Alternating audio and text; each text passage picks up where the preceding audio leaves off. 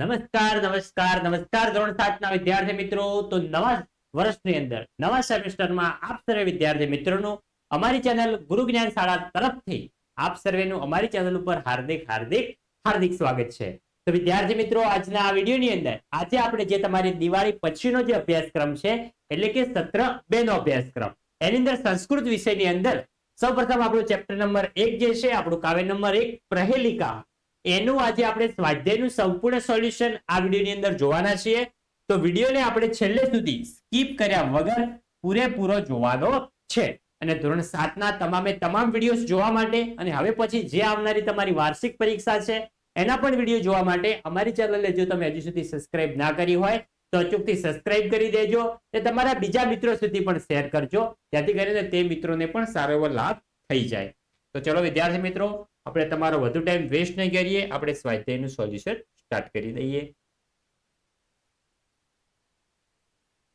જોઈ શકો છો સૌપ્રથમ જે કૌંસમાંથી યોગ્ય શબ્દ પસંદ કરીને આપણે પ્રશ્નના ઉત્તર જણાવવાના છે. પહેલો છે કે સાગ્રવાસી કહ અસ્તિ. તો એની અંદર તમને કૌંસમાં બે શબ્દો આપેલા છે, એક છે લેખની અને બીજો છે નારિકેલ. આ બે શબ્દ પરથી આપણે પ્રશ્નનો ઉત્તર લખવાનો છે. એની અંદર આવશે નારિકેલ વૃક્ષવાસી અસ્તિ. એટલે કે આ બે ઓપ્શન છે, આ બે ઓપ્શન માંથી કોઈ પણ એક ઓપ્શન આપણો સાચો જવાબ રહેશે. એમાંથી આપણે સાચો જવાબ પસંદ કરીને આનો મિત્રો આપણે જવાબ બનાવવાનો છે.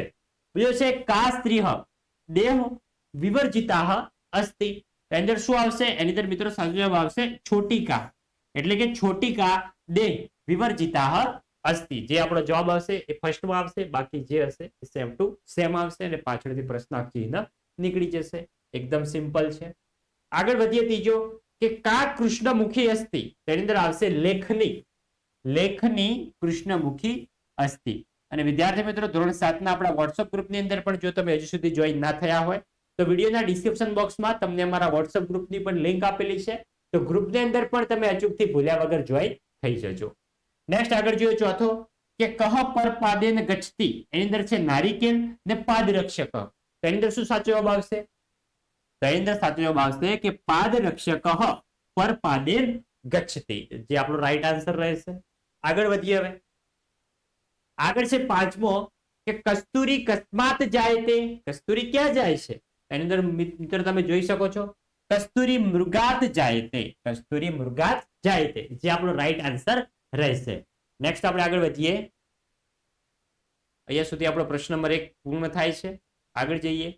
આગળ છે બીજો કે યોગ્ય જોડકા આપણે જોડવાના છે. જોઈ શકો છો આ સાઈડ તમને ક વિભાગ આપેલો છે, આ સાઈડ તમને ખ વિભાગ આપેલો છે. તેના હવે આપણે સાચા જોડકા જોઈએ. જોઈ શકો છો સાચા જોડકા, એના ઉત્તર તમને આપેલા છે. તમારે પરીક્ષાની અંદર પણ ઉત્તર જો જોડકા પૂછાય તો આવી રીતે લખવાનો છે. એવી નથી કે 1 તો એની સામે 2, એવી રીતે નથી લખવાનું, પણ આવી રીતે સંપૂર્ણ જવાબો સહિત આપણે ઉત્તર લખીશું તો જ આપણને પૂરેપૂરા માર્ક્સ મળશે. અને એની પ્રેક્ટિસ આપણે જો અત્યારથી જ પહેલા સ્વાધ્યાયથી જ પાડીશું તો આપણે પરીક્ષા સુધી એકદમ પાક્કા પોપટ જેવા થઈ જઈશું. પહેલો જોઈએ કે ત્રિનેત્રધારી. તો ત્રિનેત્રધારી કોણ હોય છે? નારિયેળ. નારિયેળ તમે જુઓ તો ઉપર તમારે 3 નેત્રો હોય છે, તમે જોયા હશે. એની અંદર આવશે નારિકેલ. બીજો છે નર નારી સમુપન્ના. તો આ મિત્રો શું આવશે? આ આવશે છોટિકા. ત્રીજો છે પંચભી. પંચભી કોણ? તેની અંદર આવશે પંચભી, તેની અંદર આવશે લેખની.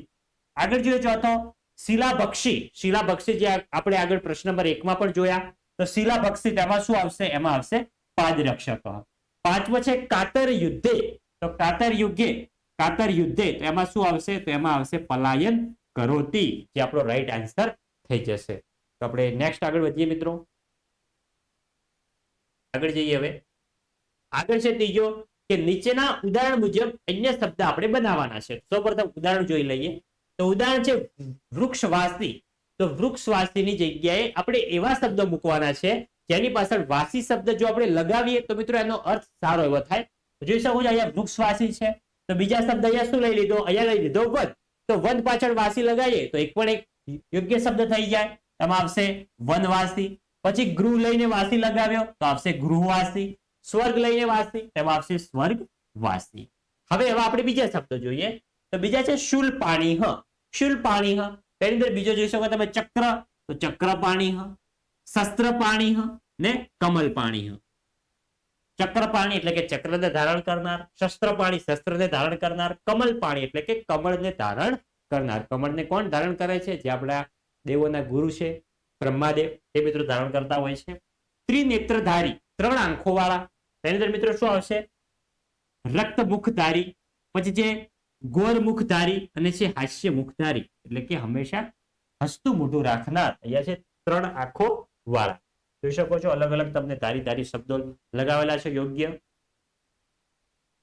તો આપણે નેક્સ્ટ આગળ વધીએ. હવે આગળ છે ત્રીજો શિલાભક્ષી. તો શિલાભક્ષી એમાં બીજા શબ્દ પણ આપણે શોધવાના છે જેની પાછળ આપણે જો પક્ષી લગાવીએ તેનો અર્થ સારો થાય. તેમાં મિત્રો જોઈ શકો છો વાત પક્ષી તમને આપેલું છે. નેક્સ્ટમાં આગળ છે ફળ પક્ષી તમને આપેલું છે. આગળ જોઈએ તો આગળ તમને અન્ન પક્ષી આપેલું છે. અહીંયા શબ્દો તમારે સારા એવા છે. આગળ છે દંતહીન એટલે કે દાંત વગરનું એટલે એનો થશે હીન. તેમાં આપણે બીજા શબ્દ જોઈએ. નેત્રહીન એટલે કે આંખો વગરનું આંધળું, બુદ્ધિહીન એટલે કે બુદ્ધિ વગરનું, ગુણહીન એટલે કે ગુણો વગરનું. આટલા શબ્દો આપણા થશે. એકદમ સિમ્પલ આપણું સ્વાધ્યાય છે ને આપણને આવડવું જોઈએ. તો નેક્સ્ટ આપણે આગળ વધીએ. અહીંયા સુધી તમારું ક્લિયર થાય છે? આગળ જઈએ. હવે આગળ છે ચોથો કે નીચેની પંક્તિનો ઉદાહરણમાં દર્શાવ્યા મુજબ અસ્તિ અને નાસ્તિનો ઉપયોગ કરીને લેખન કરવાનું છે. તો સૌપ્રથમ આપણે અસ્તિ અને નાસ્તિનો ખબર હોવો જોઈએ. તો અસ્તિ સંસ્કૃતમાં અસ્તિનો શબ્દ શું થાય છે મિત્રો? તમને ખબર હોવી જોઈએ. અસ્તિનો અર્થ શું થાય છે એ આપણે એકવાર નજર મારી લઈએ પછી આગળ વધીએ. અસ્તિ અને નાસ્તિ. અસ્તિ એટલે થશે છે અને નાસ્તિ એટલે થશે નથી.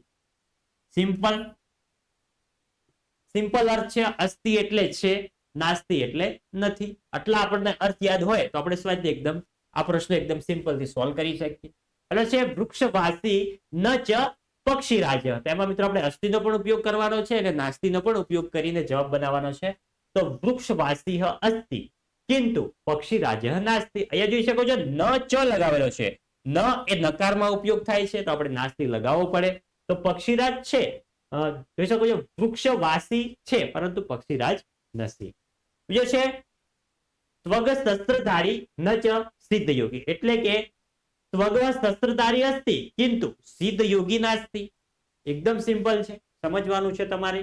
એક વાક્યના 2 વાક્ય બનાવ્યા છે. અહીંયા છે કૃષ્ણમુખી ન ચ માર્જરી. આ એકદમ સિમ્પલ. કૃષ્ણમુખી અસ્તિ કિંતુ માર્જરી નાસ્તિ.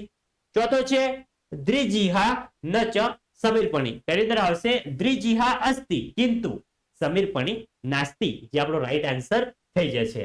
પાંચમો જોઈએ પંચપી ન પાંચાલી. તો પંચપી અસ્તિ કિંતુ પાંચાલી નાસ્તિ. એકદમ સિમ્પલ થઈ જાય. આપણે ખાલી તમે સમજશો તમને સારું યાદ રહી જશે. જોઈ શકો છો અહીંયા છે પંચપી ન પાંચાલી. આપણે પંચપી પણ અલગ વાક્ય બનાવીશું ને પાંચાલી પણ અલગ વાક્ય બનાવીશું. આમાં મિત્રો આવશે અસ્તિ ને આમાં આપણે શું લગાવીશું? આમાં આપણે લગાવીશું નાસ્તિ. થઈ ગયું ને એકદમ સિમ્પલ. જો તમે સારી રીતે વિડીયો જોશો, સારી રીતે નિહાળશો, તમને બધું એકદમ સિમ્પલ લાગવા મળશે. પાંચમો છે આવી અન્ય પ્રહેલિકા જે તમારા વિસ્તારમાં બોલાતી હોય તે શોધીને લખો. આપણે ગુજરાતમાં રહીએ છીએ, સંસ્કૃતમાં તો બોલાવાની નથી કારણ કે આપણે મહાભારત રામાયણ સમયના તો છીએ નહીં. તો આપણને આપણા વિસ્તારમાં આપણી સ્થાનિક ભાષામાં જે કહાવત છે એ તમારા વિસ્તારમાં જે બોલાતી હોય એ તમારે જાતે નોટબુકની અંદર લખીને તમારા વર્ગ શિક્ષકને જે તમારા સંસ્કૃત વિષયના વિશેષ શિક્ષક હોય એમને બતાવવાની છે. તો વિદ્યાર્થી મિત્રો આ હતું આપણું ધોરણ 7 વિષય સંસ્કૃતનું સેમેસ્ટર 2 માં ફર્સ્ટ ચેપ્ટર જે હતું પ્રહેલિકા એનું સ્વાધ્યાયનું સંપૂર્ણ સોલ્યુશન. તો વિદ્યાર્થી મિત્રો તમને વિડીયો સારો લાગ્યો હોય વિડીયોને લાઈક કરીને જજો અને હા જો તમે ચેનલ ઉપર નવા હોય ચેનલને પણ અચૂકથી સબસ્ક્રાઇબ કરીને જજો. મળીશું આવનાર નેક્સ્ટ વિડીયો સાથે. ત્યાં સુધી આવજો. જય હિન્દ, જય ભારત.